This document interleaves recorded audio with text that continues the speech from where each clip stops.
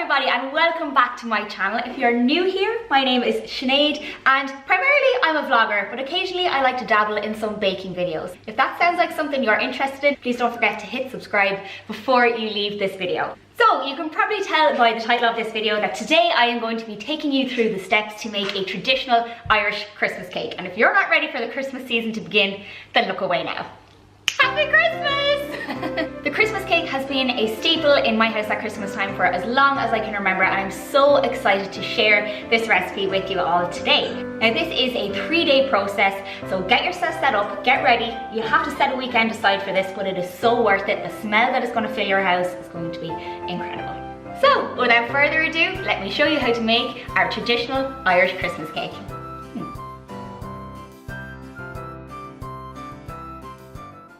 For this recipe, you're going to need 450 grams of sultanas, 225 grams of currants, 225 grams of raisins, 100 grams of glacé or candied cherries, 50 grams of mixed candied peel. You'll need the juice of 1 lemon, the juice of 1 orange, and also the zest, 100 grams of slivered almonds, half a teaspoon of vanilla essence, 1 tablespoon of golden syrup, and 4 tablespoons of a good Irish whiskey.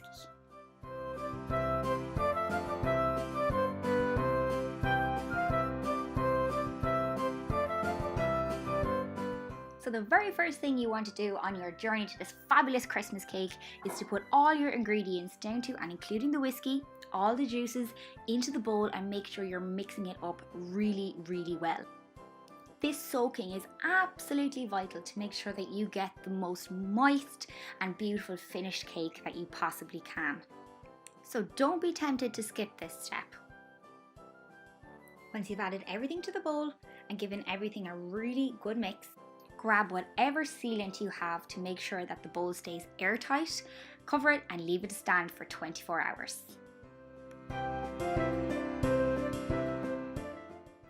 Day 2 is baking day, but first you need to prep your tin. Any tin between 9 and 12 inches should be absolutely perfect for this step, and I brought in Mam to help me with this because I am so bad at lining cake tins.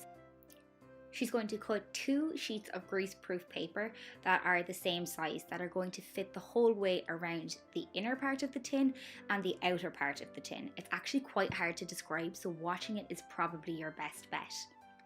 She's also going to take a 3rd sheet of greaseproof paper, and this is going to form the circular lining of the bottom of the cake tin.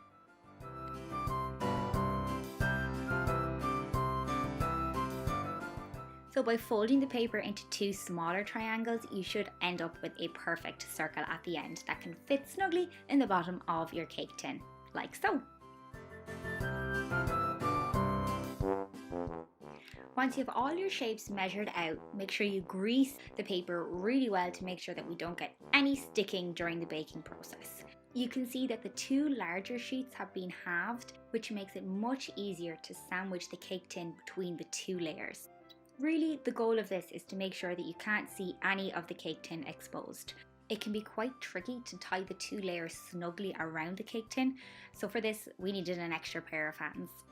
But that's it, your cake tin is ready.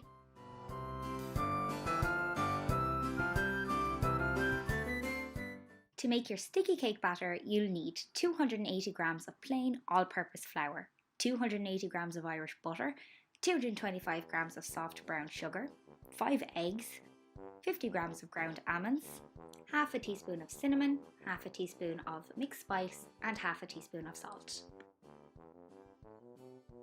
Cube your butter and add it to your mixing bowl. Combine it with the brown sugar. You're going to cream the 2 of these together, starting off on a low speed on your mixer and working your way up until both are creamed well together. You'll know the mixture is ready when it's a nice pale colour, and at this point you can start to add your eggs one at a time, really slowly, making sure that each one is incorporated properly before adding the next. This is to make sure that no curdling occurs. But if it happens, don't worry, just add a spoonful or 2 of the flour, mixing that in, and then adding a spoonful of flour with each subsequent egg, and all should be fine. Next, you're going to add the remainder of all your dry ingredients into the bowl and give them a good mix so they're all well combined. Now it's on to combining your wet and dry ingredients. I like to fold in the flour mixture just to make sure it gets really well incorporated. The mixture will eventually be quite thick and sticky and hard to work with, and that's exactly how you need it to be. The fruit mix and the batter ends up being quite a heavy mixture, so I actually had to add a portion from the larger fruit bowl into the batter, mix that up really well before adding the batter back into the larger bowl.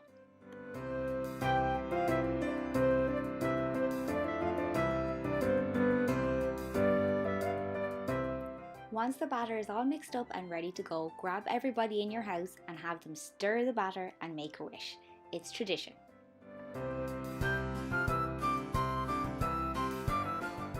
Preheat your oven to 140 degrees Celsius for a fan.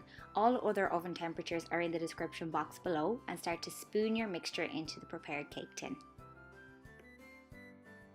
Take the back of your spoon and smooth out the edges so it's slightly higher around the edges than in the middle, and pop it in the oven to bake for 3.5 hours. Don't be tempted to open the oven door until at least 3.5 hours are up. All in all, it could take up to 4.5 hours depending on your oven. The cake should sit in the tin for 24 hours, and once you remove it from the tin, it should be ready to be placed into an airtight container, just like this one that we got from IKEA. First, however, it's time to give the cake that very first feed of whiskey. Remove the cake from the tin and place it upside down on a sheet of grease-proof paper.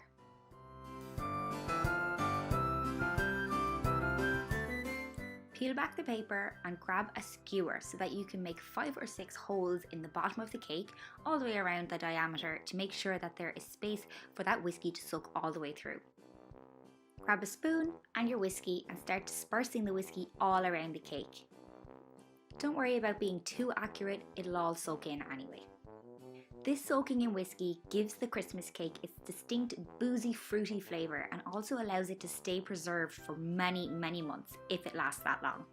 Once you've allowed the whiskey to soak in, wrap up your cake and seal it tightly. From here on out, every week until Christmas, 1 day a week, set some time aside and feed that cake. Make sure you get all the way to the edges to give it that maximum flavour. And when you're ready to decorate on Christmas Eve, these are some of the decorations that we've had here for years that go on the cake every year just to make it that extra little bit special. So we've got the cake base that we've used for God knows how many years. It's even scratched and cut up. We have some decorative paper that goes around the edge. And we also have my favourite, little tiny pieces of holly and some Christmas trees to go on top, and then of course you can finish it with a dusting of icing sugar. I really hope you enjoyed baking the Christmas cake with us this year. We had the best time.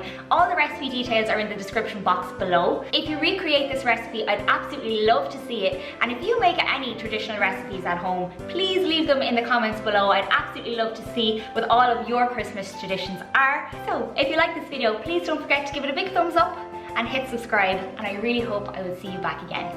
Bye!